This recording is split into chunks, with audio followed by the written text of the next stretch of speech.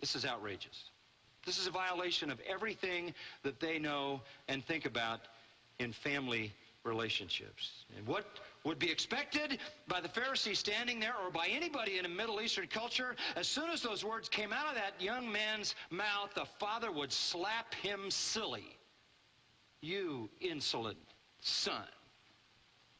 And after slapping him across the face, he would then take him out and flog him publicly in the same way that that uncle took a chair to kill the girl. Why? Because he had brought such dishonor on that father. The father must protect his honor at all costs. But the shameful request leads to a shameful response. And if the request was shameful, the father's response was even more shameful. Verse 12, and he divided his wealth between them. What? This is where the Pharisees would say, whoa, whoa.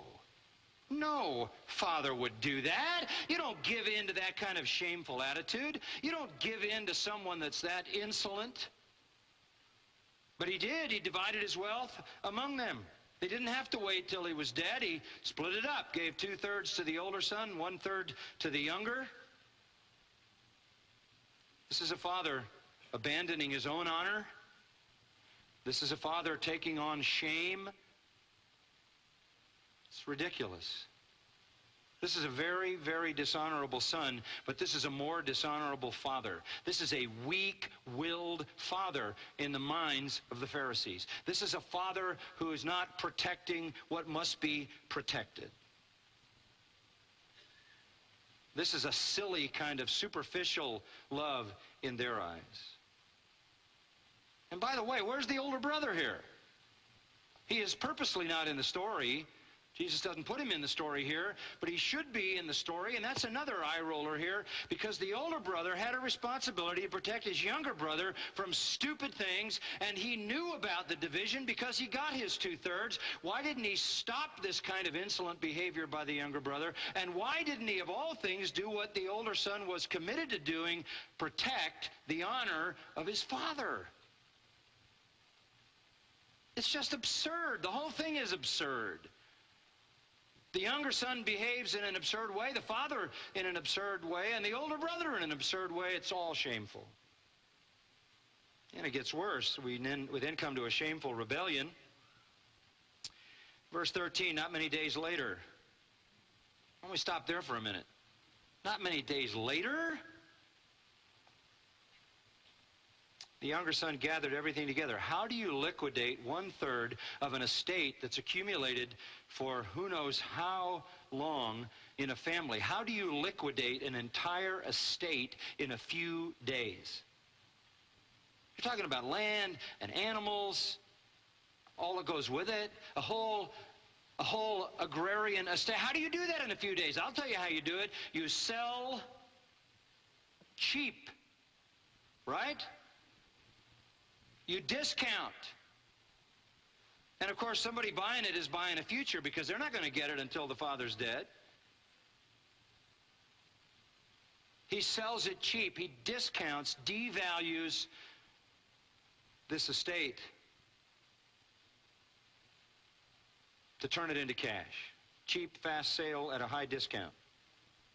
And he takes his money and he went on a journey into a distant country, left the land of Israel for a Gentile land. That's what a distant country was. And Jews didn't go into distant countries and come back again without shaking the dust off their feet, so they didn't bring any defiled Gentile dirt back into Israel. That was Pharisaic religion. It gets worse. He did go into a distant country, a Gentile country, a pagan country, an idolatrous country, and there he squandered his estate with loose living. Squandered means scattered, or basically threw away. That's why he's called the prodigal. The word means wasteful. He took his entire future, liquidated at a discount, and then threw it away. It had taken generations to accumulate, and he wasted it fast. loose living. What does that mean? Dissipated, debauched behavior. And the older brother in verse 25 says he spent it on prostitutes. This is one stupid guy, right? One stupid guy. But up to now, it's all in his control. Insolent, rebellious against his father. Discounting the value of the wealth that his father had for him. Winding up in a pagan, idolatrous, blasphemous environment. Throws it all away on sexual immorality. What a fool. In fact, of all the sinners that Jesus ever portrayed in his parables, this guy's the most extreme. Everything up to now under his control, but life's not always under your control, and something happens that wasn't under his control. Jesus introduces in verse 14 when he had spent everything. Perfect timing. He's got nothing left. A severe famine occurred in that country. Oh, gasp. This is the worst possible scenario. The worst possible sinner in the worst possible scenario. He's got nothing left, and there's a famine. We don't understand famine, but in ancient days, famine is basically when you eat garbage, and when there's no more garbage to eat, you eat your sandals, and when there are no more sandals to eat, you eat your animals that you can catch, and when there are no more animals that you can catch, you eat people. Like the famines described in the Old Testament where they were eating afterbirth and children. This is life at the bottom. Absolutely at the bottom. It gets worse. Verse 15, he went and attached himself. Klao in the Greek means to glue. Stuck himself to somebody. You ever been to the third world? I've been to a lot of third world countries.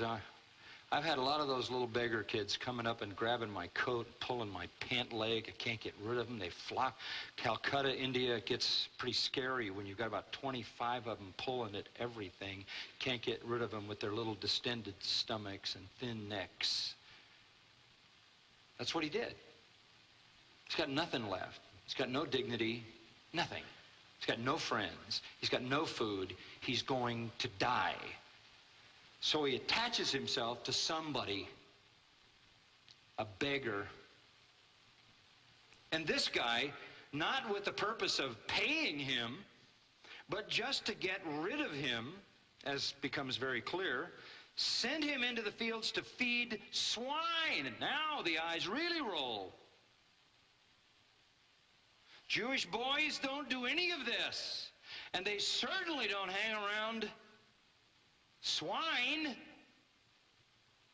This is beyond possibility. The Pharisee is saying, this is so ridiculous. This is so extreme.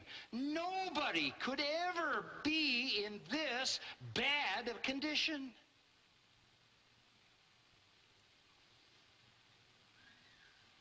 Well, you know what? When they sent him into the field to feed the swine, he went. It was a pretense, though. Because it says in verse 16, he was longing to fill his stomach with the pods that the swine were eating, and no one was giving anything to him. Man wasn't going to pay him. He wasn't going to feed him. It was just a ploy to get rid of him. And he got out there, and he has to eat what the pigs are eating. Now he's not only around the pigs, he is a pig. And again, I can't tell you the outrage.